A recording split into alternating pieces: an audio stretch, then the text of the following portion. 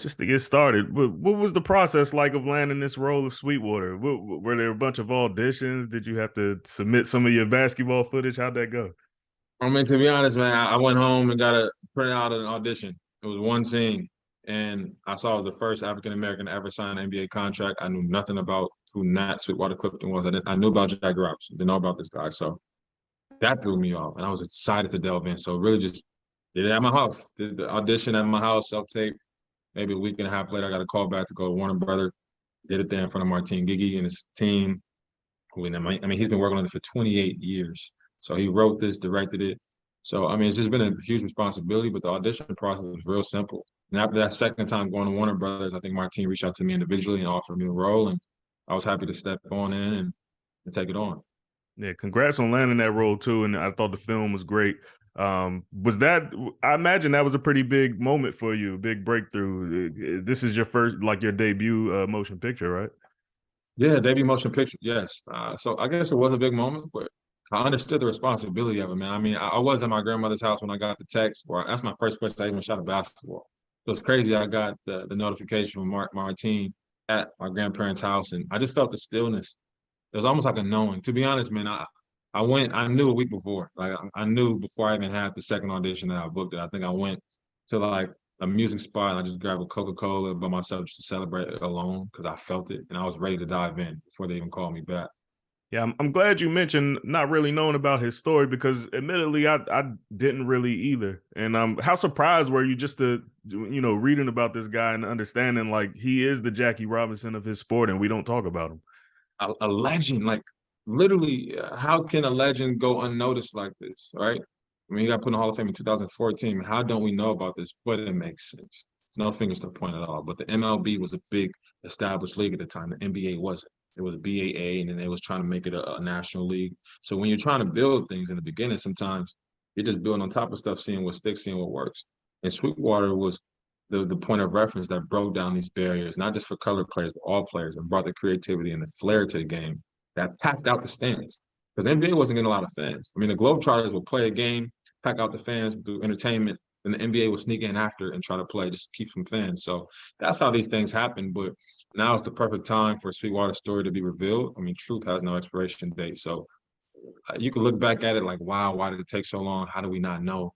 But thankfully, basketball is at a beautiful time. Thankfully, human beings need to hear this story right now. And we can offer that to them. Tell me a little bit about your basketball career. I know you played at UT Rio Grande, and then you went overseas, right? Was it New Zealand? How long did you play there? Yeah, 3 years, New Zealand, then Australia. So I spent a lot of time out there. And to be honest, man, I loved it. I mean, I was doing film out there, like commercial acting all the way out there as well. So I always stayed involved. I mean, I've been acting since a kid, but I mean, I love the basketball. So I did it out there as a professional level. Then I was forced to come home and I couldn't come back because of COVID in 2019. So my basketball journey was something I dedicated my whole life. So I threw my whole self identity. I sacrificed, put my whole soul into something I really loved.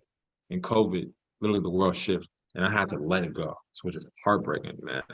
I mean, I went through a whole identity shit. I mean, I compare it to like a caterpillar going through and becoming a butterfly. Like that's traumatic. You know what I'm saying? There's a whole stage of not knowing who you are, right? Like I put so much into this and I got nothing back. It seems like, what do I do now? So I went through that whole process, and it's crazy because denial ended up becoming a path to destiny.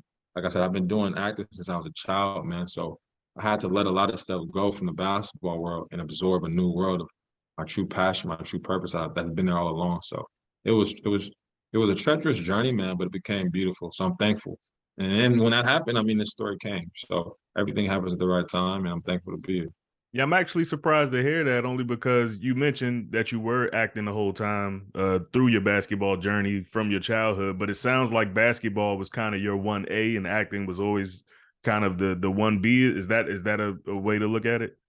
Nah, I mean, acting was never a B. It was just something I did. Like we all like once you leave here, you're gonna do something else, right? Yep. So we all like either it's recreational or just for fun, it's something you like to do. It's just something it was just always around me. I never even looked at it as a B. It was just something I did because it was around and I enjoyed it without even realizing it. Like it was just subconsciously going through life. But life actually presented me a situation where I was like, hey, you know what? This has been here all along. I have a heart for humanity. Let's lean in. And I leaned in and it poured it all right back into me. And so, I mean, do you still keep up with hoops? You following the NBA, March Madness, things like that?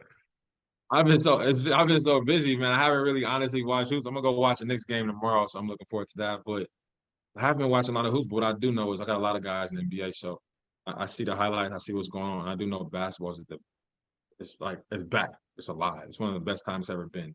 I mean, we got March Madness, which crazy things happening. Then we got NBA playoffs coming up April 15th, and the film is dropping on the 14th. So it's like the film is dropping in the heart of basketball beauty, and it's just so much love in the air. And I'm happy that fans get to experience the game that we love now creatively, but then also see how this all started and who it all started from. Yeah. How did your playing experience kind of prepare you for the role of Sweetwater? And did you see any similarities between him while you were kind of doing your research for that role and yourself? Yeah, I think all the intangibles, man. I think beyond just the basketball, because they play totally different than we played, right? But I think it's just intangibles like the work ethic, the sacrifice, the commitment, the love, the never-ending fight for something, power of community and a team. Like on the set was crazy. I mean, having Martin Gigi, right? But then I'm surrounded by Carrie Elwes, Jeremy Piven, Richard Dreyfuss, Kevin Pollak, like Eric Roberts, right, and Jim Caviezel. I mean, I'm surrounded by a great all-star team. So it felt like I was in a game where I just got so many guys, we're just bouncing off of each other from, and they all brought their best. So I think basketball, I like to look at it as my conservatory as far as training. I learned so many intangibles that definitely rolled over to Sweetwater film and beyond. Did did anyone else on the set have game? Like obviously, I doubt anyone was better than you out there, but did anyone really have any game on the set? What I would say is this: nobody had a double.